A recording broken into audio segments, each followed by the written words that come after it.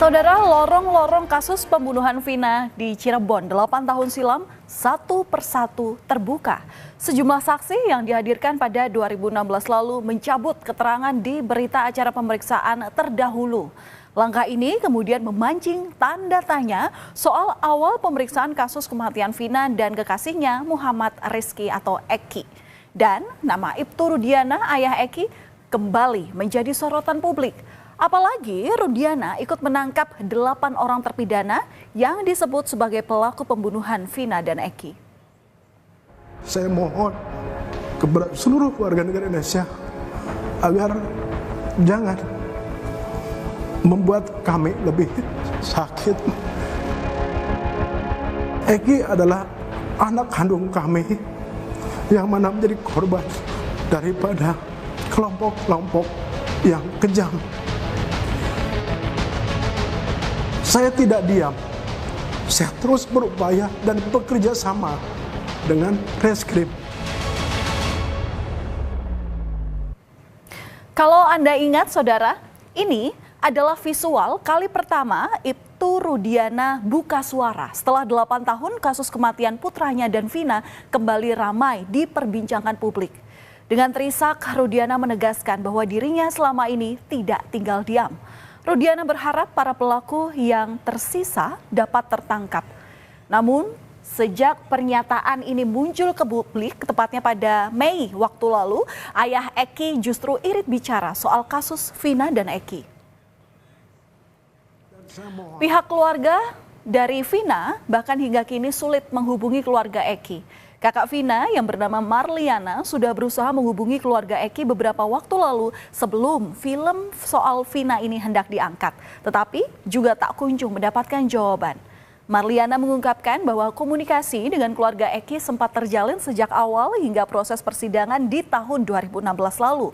Namun dengan berakhirnya persidangan, putus pula komunikasi dari keluarga Vina dan juga keluarga Eki. Marliana pun merasa sendiri dalam perjuangannya untuk menuntut keadilan bagi Vina. Belum ada. Apa itu? Maksudnya harusnya seperti apa? Harusnya ada komunikasi kan? Ya saya menginginkannya sih seperti itu ya. Menginginkan komunikasi kepada beliau gitu. Cuman untuk sampai sekarang kami keluarga belum ada komunikasi. Terakhir komunikasi kapan, Mbak? Terakhir selesai persidangan itu. Tahun 2017 itu. Ya. Sampai sekarang belum ada.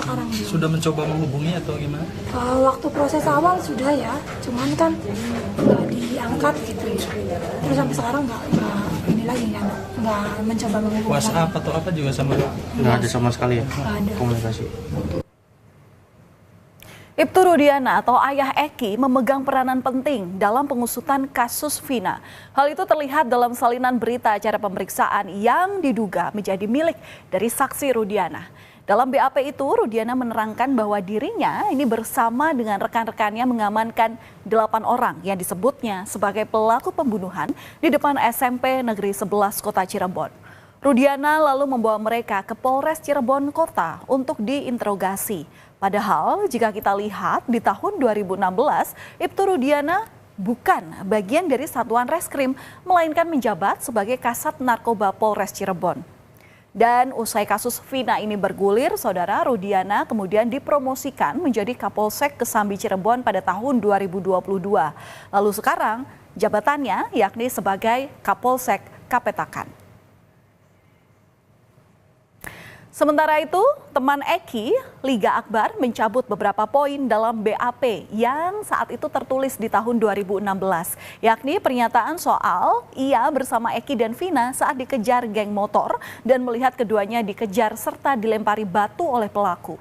Akbar di sini menjelaskan kejadian pada malam 27 Agustus 2016 itu memperlihatkan bahwa dirinya hanya bertemu dengan Eki dan Vina di SMA 4. Liga juga berpisah dengan Vina dan Eki. Liga waktu itu mengaku tidak melihat keduanya dikejar oleh geng motor. Dan Liga pun sudah menjelaskan ke penyidik bahwa dirinya tidak mengetahui kejadian kematian Eki dan Vina. Namun saat itu Liga terpaksa menandatangani BAP karena merasa tertekan saat proses pemeriksaan berlangsung. Liga Akbar juga menceritakan dirinya pernah berbincang dengan Rudiana beberapa hari pasca kematian Vina dan Eki. Dalam percakapan itu, Rudiana bertanya sejumlah hal soal Eki, termasuk apakah Eki memiliki masalah dengan orang lain. Liga menyampaikan bahwa saat itu Eki bilang memiliki masalah dengan Rivaldi alias Ucil, namun tidak merinci apa yang menjadi masalah itu. Setelah foto tersangka tersebar di 2 hari atau lebih dari seminggu lah, Bapak almarhum Eki minta ngobrol personal 4 mata, hanya ngobrol biasa dengan cara telepon dan bertemu di mobil. Setelah itu hanya ingin menguatkan, bilangnya soal pakaian almarhum yang dipakai saja itu awalnya.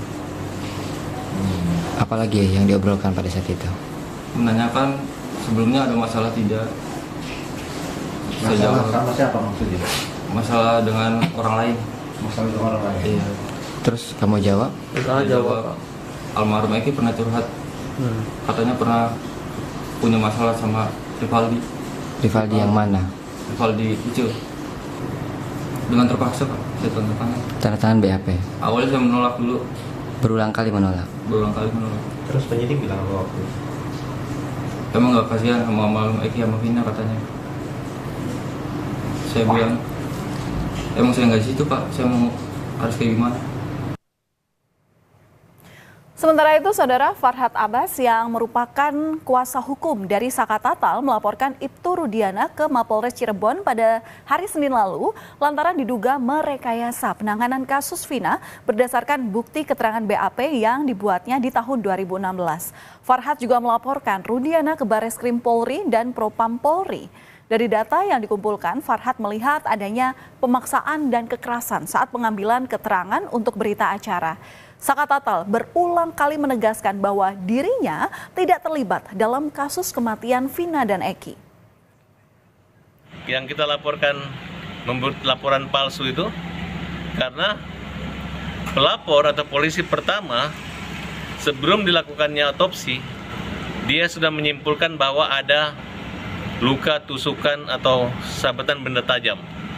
Sementara yang kami ketahui itu bertentangan atau berbeda dengan hasil otopsi maupun visum awal. Nah, sehingga inilah yang kita melihat kaitan dari dicabutnya laporan BAP. Saudara, keberadaan Rudiana dalam kasus Vina dan Eki sangatlah janggal. Dari BAP yang beredar di publik, Rudiana ini bisa menyebutkan secara rinci kronologi pembunuhan Vina. Padahal Rudiana tidak berada di lokasi kejadian saat itu. Merasa curiga, Rudiana kemudian mencari informasi ke teman-teman anaknya. Ditambah lagi, saat kejadian, Rudiana bukan bagian dari satuan reskrim, melainkan kasat narkoba. Akhirnya, Rudiana pun ikut diperiksa oleh Propam Mabes Polri. Dan Mabes Polri memastikan bahwa proses penyelidikan dan hingga penetapan 8 tersangka ini sudah sesuai prosedur, baik keterangan saksi-saksi dan juga alat bukti yang didapat oleh polisi. Tentu saja terkait dengan semua yang terkait kasus ini, baik itu penyidik awal dari Laka Lantas, kemudian ada yang nangani di TKP awal, terus ada Ibtu Rudiana sebagai ayah korban, semuanya sudah diperiksa oleh Propam maupun dari Itwasum, dan sampai dengan saat ini semuanya sesuai dengan ketentuan. Oleh karena itu, rumor yang berkembang di luar atau mungkin pendapat atau persepsi boleh, tetapi yang jelas bahwa sekali lagi penyidik melaksanakan pemeriksaan berdasarkan alat bukti yang didapatkan, baik itu keterangan saksi ataupun alat bukti yang lainnya. Di sisi lain, Saudara, para terpidana ini bersikukuh bahwa mereka bukan bagian dari pelaku pembunuhan Vina dan Eki. Keempat terpidana pun akhirnya bertemu dengan tim pengacara dari Peradi. 4 terpidana kasus pembunuhan Vina dan Eki memberikan kuasa terhadap tim pengacara Peradi untuk mengajukan PK atau peninjauan kembali atas vonis yang mereka terima saat persidangan terdahulu. LP Kebonwaru dan mereka secara sukarela telah memberikan kuasa kepada DPN Peradi untuk mengurus masalahnya mengajukan peninjauan kembali. Rivaldi, saya dengan sukarela memberikan kuasa saya kepada PN Pradi untuk mengajukan PK dan bantuan hukum. Sementara dari keluarga Vina, Hotman Paris Hutapea selaku kuasa hukum mendesak Presiden Joko Widodo untuk mengusut tuntas kasus pembunuhan Vina ini. Menurut Hotman, semua pihak yang diduga terlibat kasus ini harus diperiksa untuk membantu menguak dalang dari pembunuhan Vina. Kasus Vina hanya terbongkar, misteri siapa dalang sebenarnya hanya terbongkar apabila Jokowi membentuk tim pencari fakta yang independen dari kalangan universitas. Kenapa saya mengatakan itu? Perkembangan terakhir, Pak Rudiana, ayah dari Eki, telah diperiksa oleh Propam. Propam menyatakan tidak ada pelanggaran etik. 2, penyidik Polda Jabar mengatakan kasus Peggy akan segera dilimpahkan ke kejaksaan dan nanti akan divonis oleh pengadilan. Artinya kasus ini akan berakhir begitu saja nanti dengan vonis terhadap Peggy. Apakah Peggy dinyatakan bersalah atau tidak, tetap tidak akan membongkar misteri siapa sebenarnya dalang pembunuhan terhadap Vina ini. Sebagai ayah korban, Ibtu Rudiana terlibat sangat dalam di pusaran kasus kematian Vina dan Eki. Apakah hanya Rudiana yang bertanggung jawab dalam proses pengungkapan kasus kematian Vina yang penuh kejanggalan ini? Dan mungkinkah Presiden Jokowi akan menerjunkan tim pencari fakta untuk mengusut kasus ini ke akar-akarnya? Kita tunggu saja perkembangannya.